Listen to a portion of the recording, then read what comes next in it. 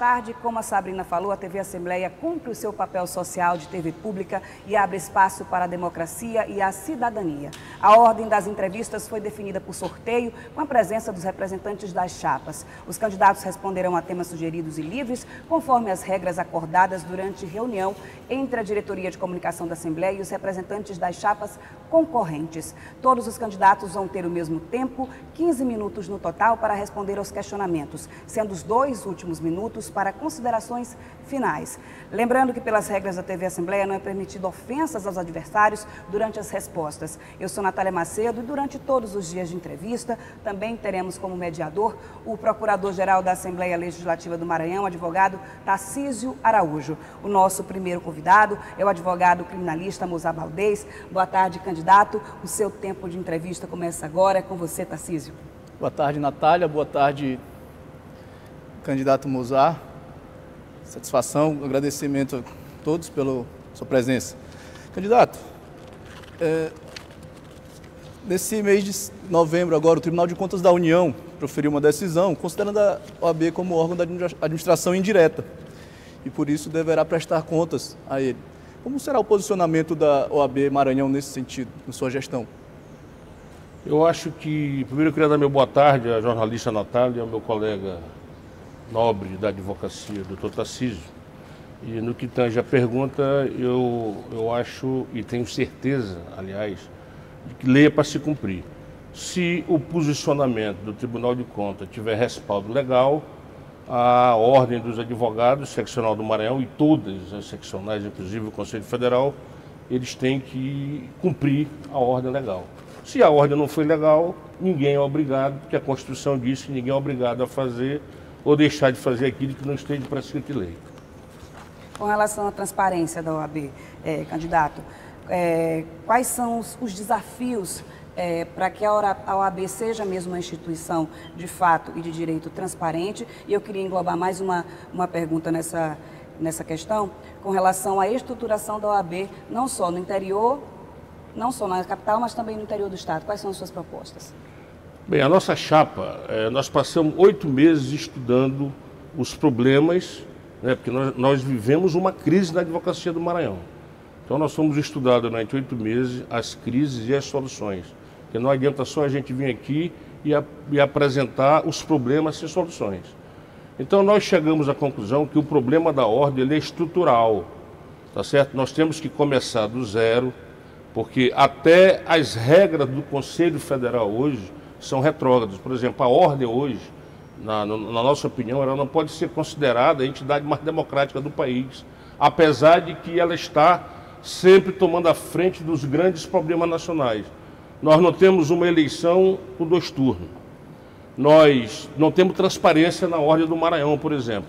Ora, uma entidade que se propõe a tomar frente em todas as crises políticas e que estão judicializadas no país, diz que ela não dá um bom exemplo, é porque ela precisa de uma reciclagem. Então, por exemplo, a Ordem dos Advogados do Maranhão, hoje, se a eleição fosse amanhã, apenas a chapa 1, a nossa chapa, estaria em condições de concorrer, porque nós preenchemos todos os requisitos editalícios, que são os requisitos legais. O atual presidente da ordem, ele não apresentou as contas do exercício de 2017 para o Conselho Federal. Ora, gente, a partir do momento que uma entidade de advogados não cumpre com o seu dever legal, aí alguma coisa está errada.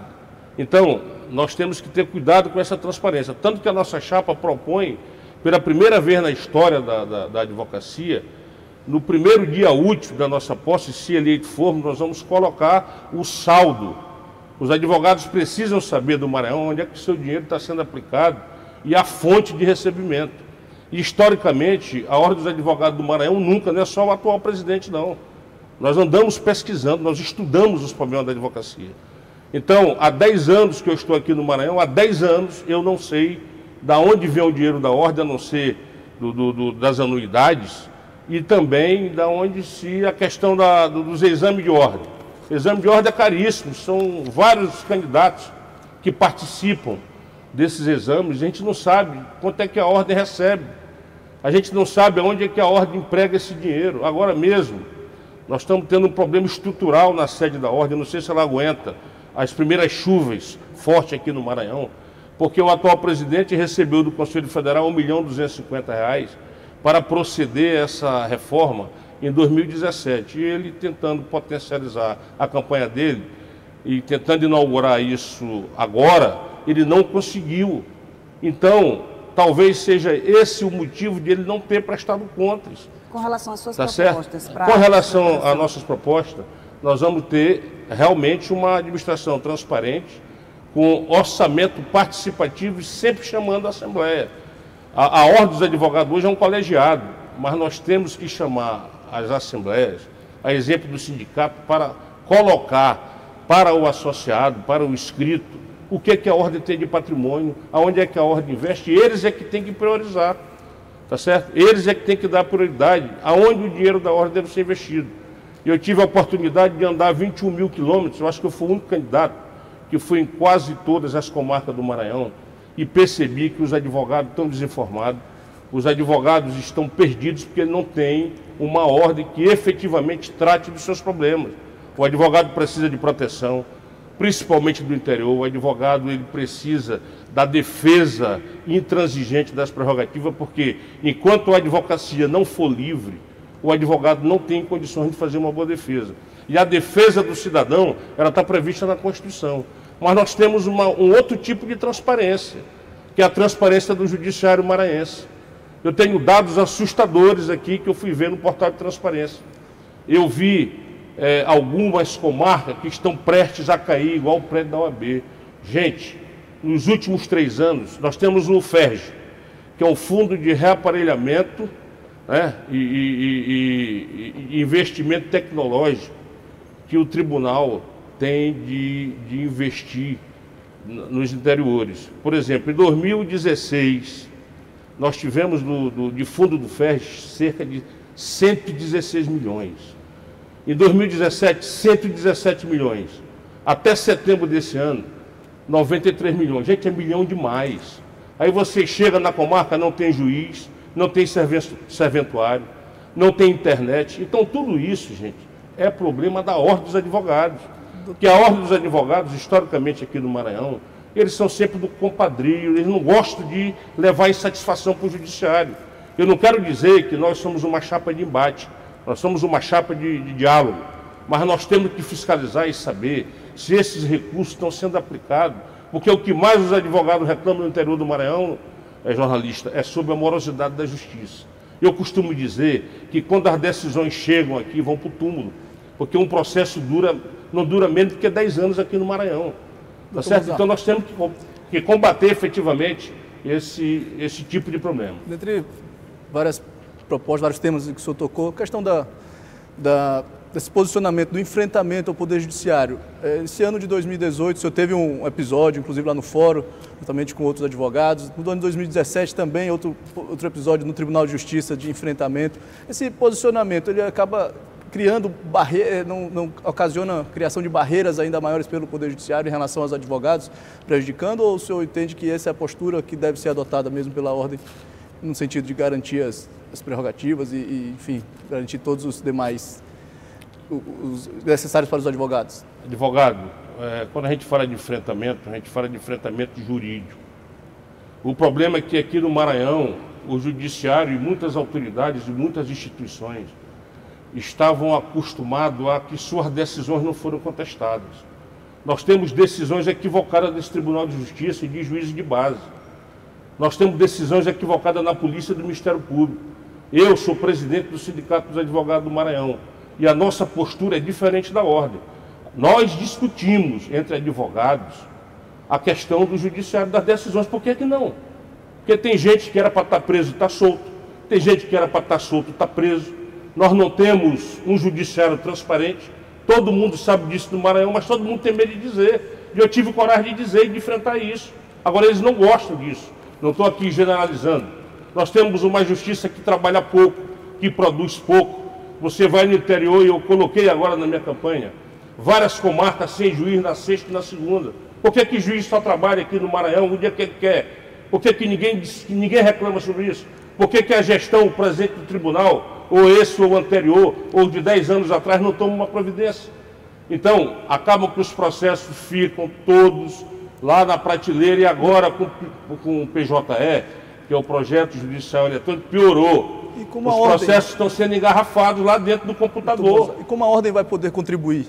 A ordem tem que fiscalizar e denunciar. Nós vamos primeiro por uma conversa com o presidente do tribunal, vamos dar prazo, porque o mandato é de 3 anos. Eu trabalho com prazo. 6 meses. Se continuar o TQQ, nós vamos, através dos nossos procuradores, nós vamos judicializar. Eles mesmos vão julgar um ao outro. Porque o processo começa aqui, doutor, mas ele termina em Brasília.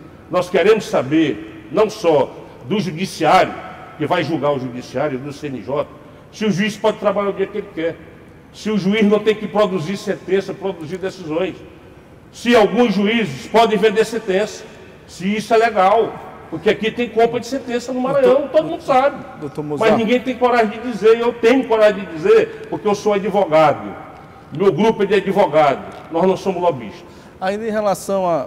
Desculpa, Natália, se tem alguma pergunta, mas em relação ao exame de ordem que o senhor tocou, e jovem advocacia, alguma proposta no sentido de auxiliar as pessoas que estão adentrando o mercado e com essa jovem advocacia, como é que o senhor planeja isso na sua gestão? Não tenha dúvida, nós estivemos em Curitiba, já estivemos em Recife, nós estamos migrando um projeto da Califórnia dos Estados Unidos, que são as incubadoras da advocacia. O que é a incubadora da advocacia? Nós vamos pegar esses jovens advogados que estão chegando, sem perspectiva de emprego, e vamos abrir 6 polos, além de São Luís. Vamos abrir um polo em Imperatriz, um polo em Açailândia, um polo em Balsas, o Estreito e Porto Franco, além de Caxias. Por que esses polos?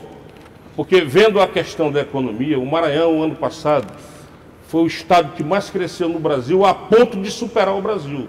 Esses 5 municípios do sul do Maranhão cresceram mais economicamente do que São Paulo.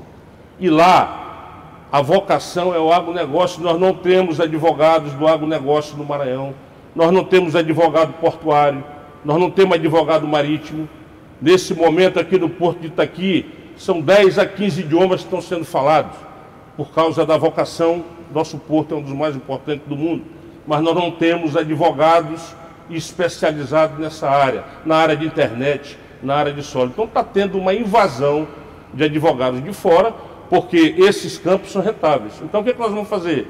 Nós vamos criar esses polos, levar um juiz aposentado, a OAB, vai levar um professor advogado, porque nós vamos criar a escola da advocacia e colocar esses jovens advogados já no sistema, com o SEBRAE, que nós estamos buscando o SEBRAE, a FIEMA, fazendo convênios, para colocar esses advogados em atividade. Em Imperatriz, nós temos 1.500 jovens sem emprego.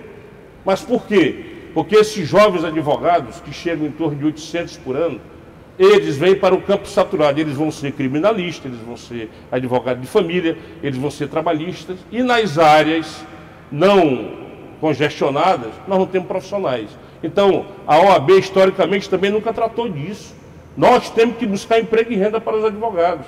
Nós temos que dotá-los de especializações para poder concorrer no mercado. E nós temos que estar onde está circulando o capital. E onde está circulando o capital é no Maranhão. Agora mesmo, nós estivemos em Caxias, os chineses compraram quase que a metade de Caxias.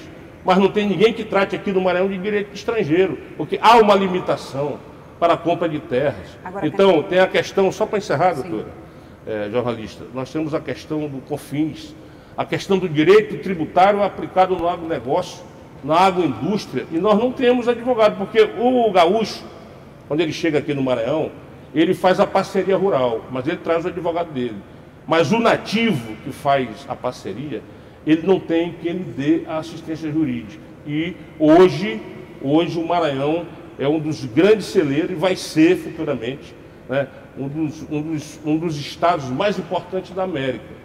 E nós precisamos dotar os nossos advogados. A gente já avançou aqui, passou dos 3 minutos. Eu queria que o senhor se despedisse aqui com as considerações finais. O senhor tem agora 1 minuto e 20. Tá, primeiramente eu queria parabenizar a direção da TV Assembleia, que teve essa iniciativa da gente poder aqui falar para parte do estado do Maranhão sobre as nossas propostas e dizer que eu e a minha equipe somos de advogados, somos preparados para governar a ordem. Eu sou um policial civil aposentado do Distrito Federal, onde exerci vários cargos de primeiro, segundo e terceiro escalão. Morei nos Estados Unidos, onde eu fui me especializar em segurança pública. Tenho um excelente serviço prestado para a nação brasileira, agora eu quero prestar na minha terra, e sou um cara sério. Sou um cara sério. Eu queria só advertir aos nossos colegas, para que eles percebessem bem a discussão para essas eleições da ordem. Nós temos até pessoas comprometidas aí, segundo notícias, com o crime, tentando um escudo para ir para a ordem. Nós não podemos permitir isso. A ordem é coisa muito séria. Nós estamos agora prestes a começar, a partir de 1º de janeiro, um governo que vem com uma proposta de combate à corrupção. E nós nos filiamos a essa corrente de combate à corrupção. Esse combate tem que começar dentro do judiciário, principalmente aqui dentro do Maranhão. E eu quero que vocês olhem bem as nossas propostas, olhem bem o nosso currículo, olhem bem o serviço que nós prestamos. Não somos paraquedistas, realmente somos advogados e que sempre estivemos em todas as trincheiras. Somos da conversa, mas se não tiver a conversa, nós vamos para o embate judicial. Não é esse embate que eles estão falando aí, porque nós somos advogados. Um grande abraço e vote chapa 1, que é a chapa da grande revolução que vai ter nesse estado do Maranhão, eu à frente dessa ordem. Obrigada pela sua participação aqui na nossa sala de entrevista, o primeiro candidato aqui a prestar seus esclarecimentos, a compartilhar suas ideias e propostas. Muito obrigado e até a próxima.